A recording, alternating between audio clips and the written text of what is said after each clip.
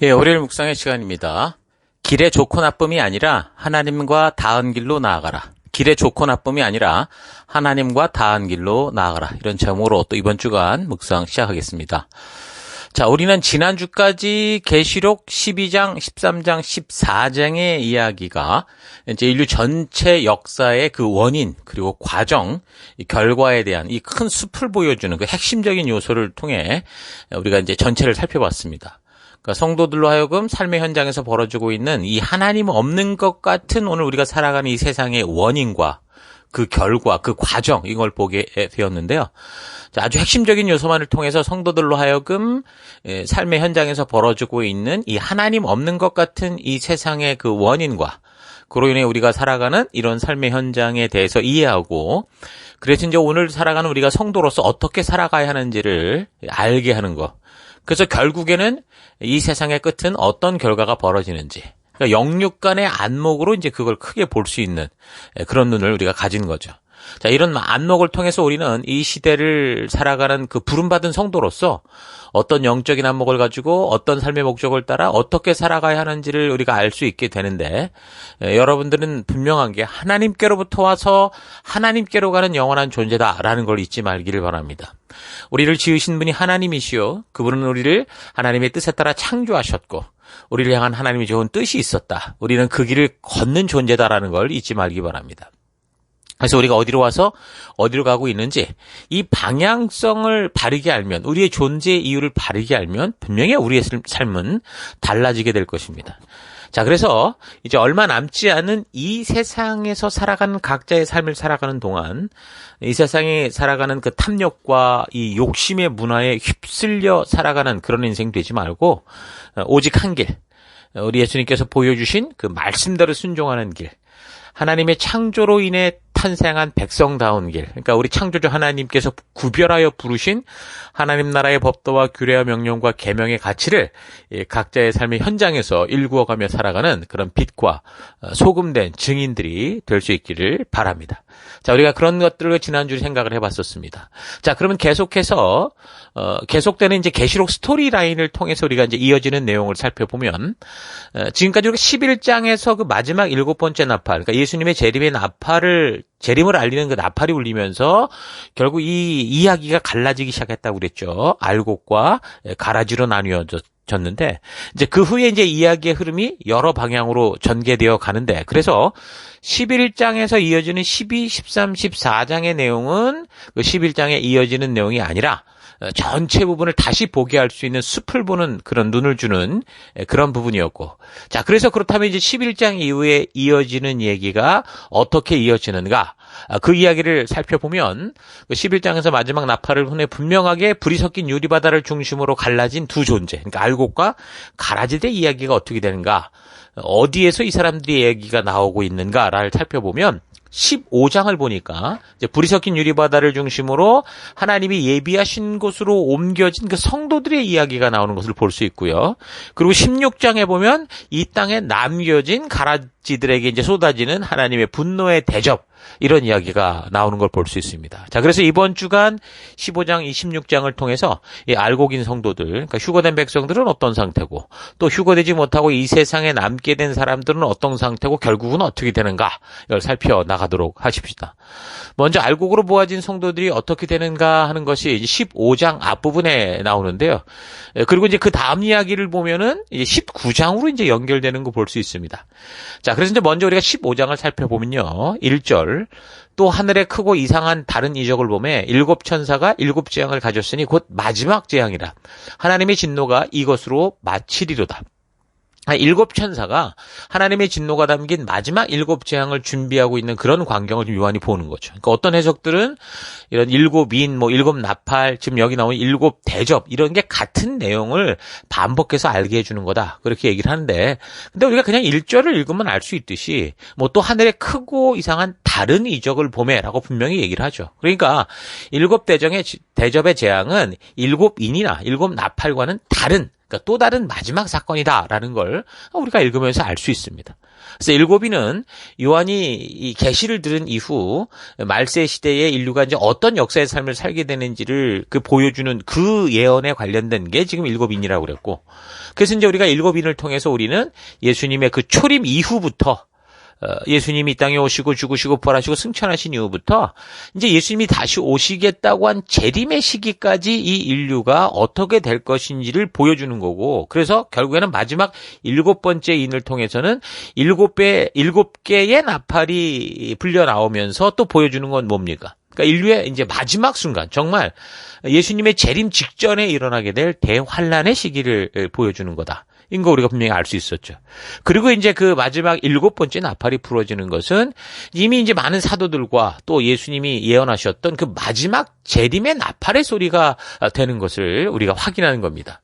그래서 이제 이 일곱 번째 나팔이 울리고 나서 이제 알곡과 가라지가 나뉘어지는 휴거 상태가 되는 거고, 그래서 지금 우리는 그 상황, 지금 이 갈라진 상황을 보고 있는 거죠. 자, 그러니까 이제 일곱인, 일곱 나팔, 또 일곱 대접의 재앙은 같은 사건이라고 볼 수는 없다라는 겁니다. 자, 그래서 15장 2절. 또 내가 보니 불이 섞인 유리바다 같은 것이 있고 짐승과 그의 우상과 그의 이름의 수를 이기고 벗어난 자들이 유리바닷가에 서서 하나님의 검은 고를 가지고 하나님의 종 모세의 노래, 어린 양의 노래를 불러 이르되 주 하나님 곧 전능하신 이시여 하시는 일이 크고 놀라우시도다. 만국의 왕이시여 주의 길이 의롭고 참되시도다. 주여 누가 주의 이름을 두려워하지 아니하며 영화롭게 하지 아니하오리이까. 오직 주만 거룩하시니이다. 주의 의로우신 일이 나타났음에 만국이 와서 주께 경배하리이다 하더라. 그러니까 불이 섞인 유리바다 한쪽 건너편에 지금 짐승과 그 의상을 이기고 변화된 성도들, 그러니까 이제 휴거된 성도들, 알곡의 상황을 지금 보여주죠. 그러니까 이들이 지금 감사와 감격의 찬양을 부르는데, 이걸 잘 보면 마침 출애굽기 15장에 나오는 이집트 군대 그 추격을 아슬아슬하게 피해서 하나님의 적극적인 도움으로 극적으로 홍해 바다를 건너 그 이집트 군대가 막 홍해 강물에 다 빠져서 이제 결국은 원수가 죽어가는 것을 본 백성들이 엄청난 감격과 감사와 감동으로 하나님을 찬양하는 그런 이스라엘 백성 출애굽하여 홍해를 건너는 그 모습을 연상하게 하죠. 자, 그렇게 보면 계시록에 나오는 이 종말의 재앙들이 우리가 구약에서 이미 살펴본 여러 가지 사건들, 뭐 노아의 홍수 심판 사건이나 또 모세의 출애굽 사건이나 이런 것들을 잘 보면 이게 다 이렇게 연관돼서 볼 수 있는, 우리가 충분히 상상할 수 있는 것을 우리가 알 수 있습니다. 그래서 이 편지를 받는 이 로마에 위협받고 쫓기고 있던 그 두렵고 공포스러운 삶을 사는 그 시대의 성도들은 저들이 이런 구약 성경 속의 이야기들을 알았고 그런 역사가 일어날 수 있기를 간절히 소망하고 있었고, 그런 입장에서 이런 이 요한을 통한 하나님의 이 계시록의 편지를 들을 때 그 사건들과 연결이 되면서 비록 지금 자신들이 지금은 분명 힘들고 어려운 삶을 겪어가지만 마치 이집트 군대가 뒤에서 칼로 그냥 쿡 찌를 것 같지만 결국에는 성도들에게 어떤 소망과 승리가 있는가라는 것을 우리는 이렇게 승리하게 될 거다. 기쁜 이 감격의 찬양과 즐거움의 노래를 부르게 될 거다라는 것을 알게 되는, 깨닫게 되는 그런 위로가 되었겠죠. 그래서 우리가 출애굽의 영화들을 본 것처럼 이 성난 그 이집트 군대가 홍해까지 뛰어들면서 이스라엘을 잡으려다가 결국 그 홍해 붉은 바다, 이 불이 섞인 이 유리바다에 삼켜 죽고 이제 그 죽음의 이집트 땅으로부터 안전한 이 홍해 건너편으로 옮겨진 이 불이 섞인 유리바다, 홍해 아닙니까? 옮겨진 그 엄청난 감격과 감동으로 인해 터져나오는 그 찬양 소리. 그 어떻습니까? 거기서도 뭐 영화 안에서도 엄청난 기쁨들이 넘쳐나죠. 바로 그런 모습들이 이제 불이 섞인 유리바다 건너편 안전한 곳에 옮겨진 성도들의 모습이다. 그래서 감격과 감사와 벅찬 찬양의, 정말 감격한 찬양의 그런 모습인 것을 볼 수 있는 겁니다. 그래서 요한이 마지막 나팔이 부러지는 순간 휴거의 감격 속에 하나님을 찬양하고 감사하고 축제를 벌이는 그런 사람들의 장면들을 본 것인데, 이제 그것 말고 카메라가 이제 다른 천상의 장면을 보여주죠. 15장 5절입니다. 또 2일 후에 내가 보니 하늘의 증거장막의 성전이 열리며 일곱 재앙을 가진 일곱 천사가 성전으로부터 나와 맑고 빛난 세마포옷을 입고 가슴에 금띠를 띠고 네 생물 중에 하나가 영원토록 살아계신 하나님의 진노를 가득히 담은 금대접 일곱을 그 일곱 천사들에게 주니 하나님의 영광과 능력으로 말미암아 성전의 연기가 가득 차매 일곱 천사의 일곱 재앙이 마치기까지 성전에 능히 들어갈 자가 없더라. 자, 이제 이 땅에 남은 가라지들에게 쏟아질 그 하나님의 진노의 대접이 준비가 돼서 일곱 천사에게 전해지고, 그래서 결국 이 땅에 남은 끝까지, 그러니까 불순종을 고집하며 하나님을 대적하는 자들이 당할 그 심판이 준비되는 걸 이제 보여주는 거죠. 하늘에 있는 증거의 장막이 있는 성소가 열린다라고 하는 거는 하나님께서 당신의 기분을 따라 막 심판하시는 게 아니다라는 거죠. 이미 모든 백성들에게 분명하게 증거하셨고 성실하게 알려오셨던 그 말씀의 기준에 따라 심판을 하신다고 하는 그런 의미가 있는 겁니다. 그래서 하나님의 말씀이 분명한 심판의 기준이다라는 것을 말해주는 것이 증거 장막의 성전의 문이 열리는 것인데, 뭐 신천지 이단들은 뭐 자신들의 이름을 뭐 증거 장막 성전이라고 막 선전을 하면서 자신들이 말하고 주장하는 게 마치 하나님의 심판의 기준인 것처럼 사람들을 속여서 결국 저들의 욕심에 자극돼서 모두 지옥으로 떨어지게 하는 그 땅에서 올라온 짐승과 같은 그런 짓을 하는 거죠. 여러분 잘 분별하는 눈을 가질 수 있길 바랍니다. 하나님은 분명히 하나님이 미리 우리에게 경고하시고 말씀해 주신 기준을 따라 심판하신다라는 걸 잊지 마십시오. 알지도 못한 일을 갖고 드러내는 게 아니라 이미 모든 이 백성들에게 누구라도 알 수 있도록 하나님이 말씀해 주신, 경고해 주신, 이미 하나님이 기준으로 주신 그 말씀을 따라 심판하신다라는 거죠. 잊지 마십시오. 자, 그리고 이제 여기 일곱 대접이 쏟아지는 이 상황에서 좀 주목해야 될 게 뭐냐. 이 일곱 대접이 쏟아지는 재앙이 마치기까지, 그러니까 끝날 때까지 이제 성전에 능히 들어갈 자가 없다라는 겁니다. 그러니까 이 말은 그동안 하나님의 진노가 쏟아지려 할 때마다 누군가가 성전에 들어가서 중보의 기도를 하고 간구를 하면 그 재앙이 그 심판이 연기되고 피하기도 할 수 있었지만 이제 그런 시간은 다 지났다는 뜻이죠. 하나님께서 성전에 능히 들어갈 자가 없게 하신 것은 바로 이 진노의 대접이 쏟아질 때는 더 이상 돌이킴의 기회가 없다라는 것을 분명하게 말씀해 주는 겁니다. 그러니까 하나님께서 문을 닫으시면 열 자가 없다고 그랬잖아요. 그러니까 하나님은 지금 이 재림전 종말의 시대를 살아가는 우리에게 어떤 하나님이십니까? 지금은 사랑의 하나님이시고 용서의 하나님이십니다. 우리를 불러주시는 인자의 하나님이시죠. 그러나 이제 하나님의 그 때가 딱 될 때는, 때가 찰 때는 심판과 진노의 하나님으로 우리에게 오신다라는 걸 잊지 말아야 됩니다. 그것이 성경이 말해주는 진리입니다. 그러므로 지금 우리가 살아가는 바로 지금이 회개의 때요, 죄로부터 돌이킬 수 있는 마지막 순간이 되는 거죠.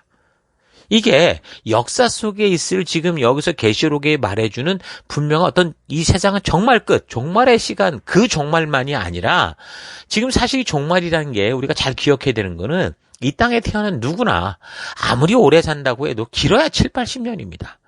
얼마 전에 지난주 신문을 봤더니 지금 우리가 21세기, 20세기에 태어난 분. 그러니까 우리가 지금 2000년을 살아가고 있는데 1800년에 태어난 분이 계세요. 1800년 끝에. 굉장히 오래 사신 거죠. 그분이 이제 돌아가셨다. 그래서 이제 마지막 그 1800년대 태어난 분이 돌아가셨다. 그런 뉴스를 봤었는데 아무리 많이 살아야 그 정도라는 겁니다. 그러니까 다시 말해서 우리는 이미 종말이 우리 앞에 가까이 와 있다라는 거죠.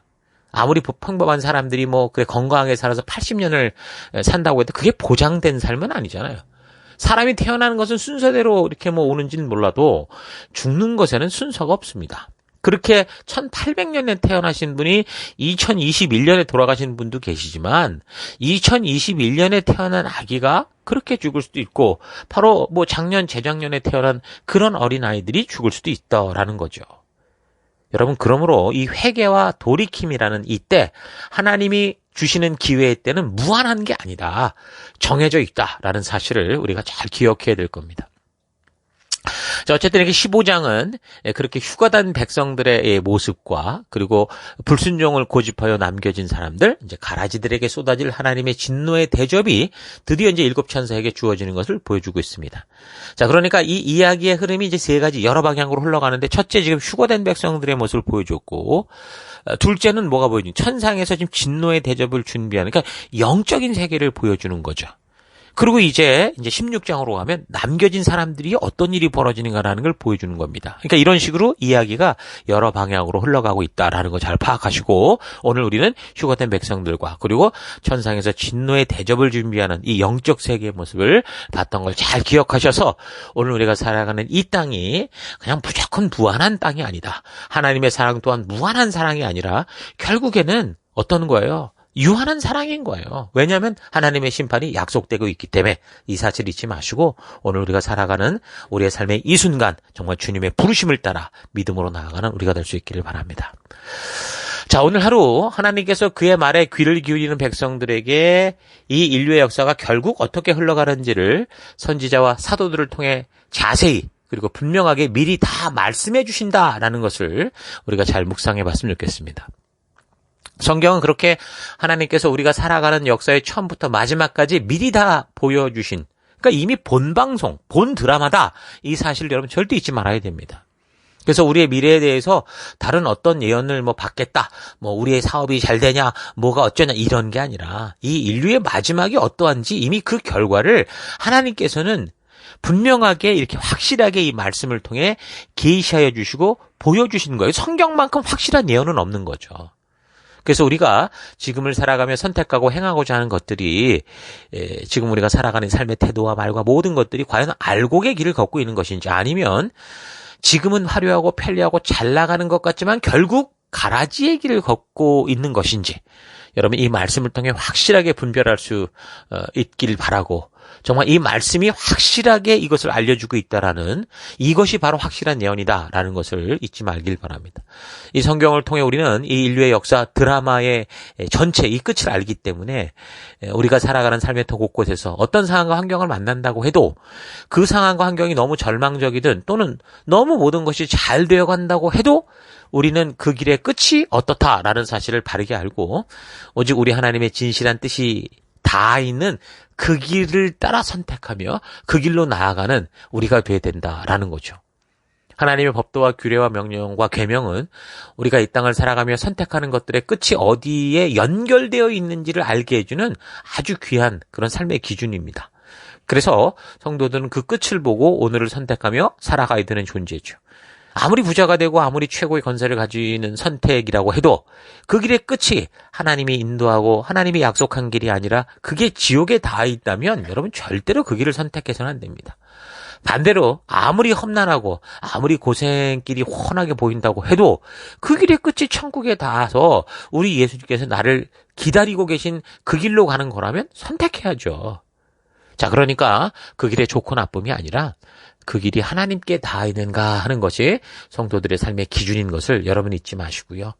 오늘 하루의 삶 속에서 이 말씀의 기준을 바르게 알아가는 우리가 되기를 바랍니다. 성도들이 걷는 이 길의 끝에서 우리 하나님께서 천국의 모든 백성들과 함께 기뻐하며 우리를 환영하며 그 홍해 속으로 죽이고자 달려들었던 이집트의 군대를 제거하고 그 백성들을 구원하시는 이 마지막 장면을 늘 기억하면서 내가 선 오늘의 삶의 현장에서 하나님과 닿아 있는 이런 길들을 기꺼이 따라 기쁨으로 나아가는 여러분 될 수 있기를 축원합니다. 오늘 하루도 힘내십시오.